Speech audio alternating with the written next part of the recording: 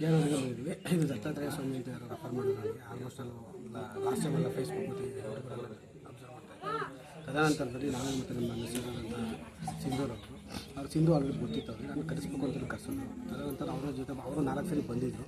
ನಾನು first time ಬಂದಾಗ ಇರೋ ಸಮಸ್ಯೆಗಳೆಲ್ಲ ಹೇಳ್ಕೊಡೋ ನಂತರದಲ್ಲಿ ಈ ಥರ ಆಗಿದೆ. ನನಗೆ ಸ್ವಲ್ಪ ಅಗ್ರಿಕಲ್ಚರ್ ಸ್ವಲ್ಪ ಇಂಟ್ರೆಸ್ಟ್ ಇತ್ತು. ಮೂಲತಃ ನಾವು ವಕೀಲರಾಗಿ ವರ್ಕ್ ಮಾಡ್ತಾಯಿದ್ರಿ. ವಕೀಲ ವೃತ್ತಿ ಸ್ವಲ್ಪ ಸಮಸ್ಯೆಗಳಾದಾಗ ಸಂದರ್ಭದಲ್ಲಿ ಆಗಿದೆ ಸ್ವಾಮಿ, ಆಗಿದೆ ಗುರುಗಳೇ. ಮತ್ತು ಅಗ್ರಿಕಲ್ಚರ್ 3 ಎಕರೆ ಅಗ್ರಿಕಲ್ಚರ್ ಮಾಡ್ತೀವಿ, ಬಾಳೆ ಹಾಕಿದ್ವಿ, ಈ ಥರ ಮಳೆ ಇಲ್ಲ, ಬೆಳೆ ಇಲ್ಲ, ಸಿಗಾಕೊಂಡ್ಬಿಟ್ಟು ಯಾವುದೇ ಕೈ ಎತ್ತಾರೆ ಅಂತ ಹೇಳಿದಾಗ ನಾನು ನೋಡ್ಕೊತೀನಿ. ಹೋಮ ಅಟೆಂಡ್ ಮಾಡಿ ಪೂಜೆ ಮಾಡಿಸಿ ಮತ್ತು ನಿಮ್ಮ ಅರ್ಕೆ ಏನಿದೆ ತೀರಿಸ್ಬಿಡಿ ಅಂತ ಎಲ್ಲರೂ ರೆಡಿ ಮಾಡ್ಕೊಡ್ತೀನಿ ಅಂತ ಹೇಳಿದ್ರು.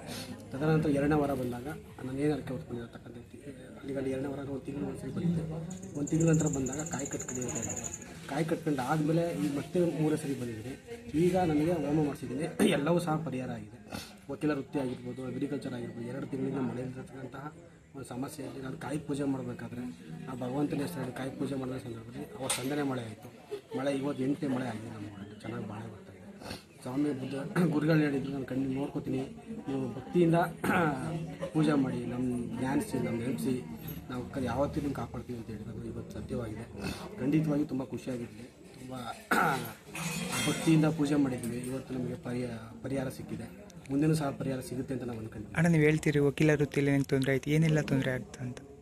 ವಕೀಲ ವೃತ್ತಿಯಲ್ಲಿ ಈಗ ನಾನು ಆಲ್ಮೋಸ್ಟ್ ನಾನು ಇವಾಗ 6 ತಿಂಗಳಿಂದ ಪ್ರಾಕ್ಟೀಸ್ ಮಾಡ್ತಾಯಿದ್ದೀನಿ.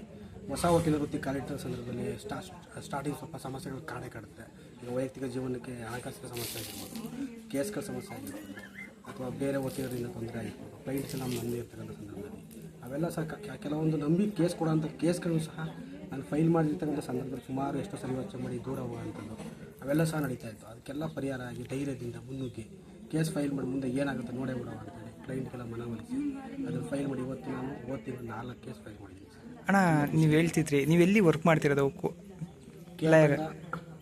ಲಾಯರಾಗಿ ಎಲ್ಲಿ ವರ್ಕ್ ಮಾಡ್ತಿರೋದು ಅಂತ? ಪ್ರಸ್ತುತ ಕೇರಳ ತಾಲೂಕಿನ ವರ್ಕ್ ಮಾಡ್ತಾರೆ. ಅಣ್ಣ, ನೀನು ಹೇಳ್ತಿದ್ರಿ ಅಗ್ರಿಕಲ್ಚರಲ್ಲಿ ನನಗೆ ತೊಂದರೆ ಆಗ್ತಿತ್ತು, ಮಳೆ ಬೆಳೆ ಆಗ್ತಿರ್ಲಿಲ್ಲ, ಏನೆಲ್ಲ ಕಷ್ಟಗಳು ಅನುಭವಿಸಿದಾರೆ ಅಗ್ರಿಕಲ್ಚರಲ್ಲಿ ಅಂತ? ಅಗ್ರಿಕಲ್ಚರ್ ಆಲ್ಮೋಸ್ಟ್ ನಮ್ಮ ಚಾಮರಾಜನಗರದಲ್ಲಿ ಇರ್ತಕ್ಕಂಥ ಅಲ್ಲಿ ಆಲ್ಮೋಸ್ಟ್ ಮಳೆ ಆಶ್ರಿತ. ಆಮೇಲೆ ಬೋರ್ವೆಲ್ಲಲ್ಲಿ ನೀರು ಬರ್ತಿರಲಿಲ್ಲ. 2.5 ಇಂಚ್ ಬರ್ತಿದ್ದಂಥ ನೀರು ಆಟೋಮೆಟಿಕಲಿ ಕಮ್ಮಿ ಆಗೋದು. ಈಗಿನ ವಾತಾವರಣ ಬಿಸಿಲು, ಸರಿಯಾದ ಟೈಮಲ್ಲಿ ಮಳೆ ಇಲ್ಲ, ಅಂಥ ಸಂದರ್ಭಗಳೆಲ್ಲ ಸಮಸ್ಯೆ ಆಗಿತ್ತು.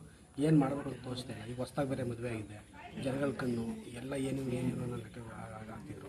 ಅವೆಲ್ಲ ತೊಂದರೆಗಳು. ಎಲ್ಲಿ ಹೋಗೋಕ್ಕೂ ಏನೋ ಸಾಕ್ರೆ ಏನೋ ಒಂಥರ ಇಡ್ತಾ, ಏನೋ ಒಂಥರ ಕೈಯಲ್ಲಿ ಒಂಥರ ಸೆಳ್ತಾ, ಎಲ್ಲಿಗೆ ಹೋಗೋಕ್ಕೂ ಜ್ಞಾನನೇ ಇಲ್ಲ. ಏನು ಮಾಡೋಕ್ಕೋ ಈ ಕ್ಲೈಂಟ್ ಒಬ್ಬ ಫೋನ್ ಮಾಡಿ, ಸರ್ ಬನ್ನಿ ಅಂದರೆ ಹೋಗಿ ಭೇಟಿ ಮಾಡೋಂಥ ಆಸಕ್ತಿ ನನಗೆ ಇರಲಿಲ್ಲ.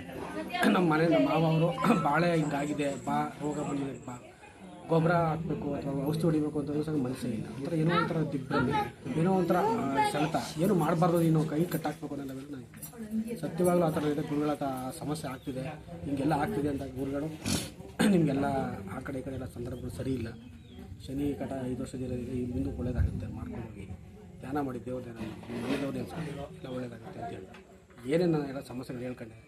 ಅತಿ ಶೀಘ್ರದಲ್ಲೇ 3 ತಿಂಗಳಲ್ಲೇ ಬಗೆಹರಿದಿದೆ ಸರ್. ನನಗೆ ಏನು ತೊಂದರೆ ಸರ್, ನಿಮ್ಮ ಆಲ್ಮೋಸ್ಟ್ ಅಲ್ಲಿ ಕಷ್ಟಗಳೆಲ್ಲ ಬಗೆಹರ್ತಿದೆಯಾ ಈ ದೇವಸ್ಥಾನ ಬಂದಂದರೆ? ಮುಂದಕ್ಕೂ ಭಗವಂತ ಆಗಿದ್ರೆ ಕಾಪಾಡೋ ಸಂತೋಷ. ಸರ್ ಬರ್ತಾನೆ ಇರ್ತೀವಿ, ಪ್ರತಿ ವರ್ಷ ಪ್ರತಿ ತಿಂಗಳು ಅಮಾವಾಸ್ಯೆ ಬರ್ತಿರ್ತೀವಿ.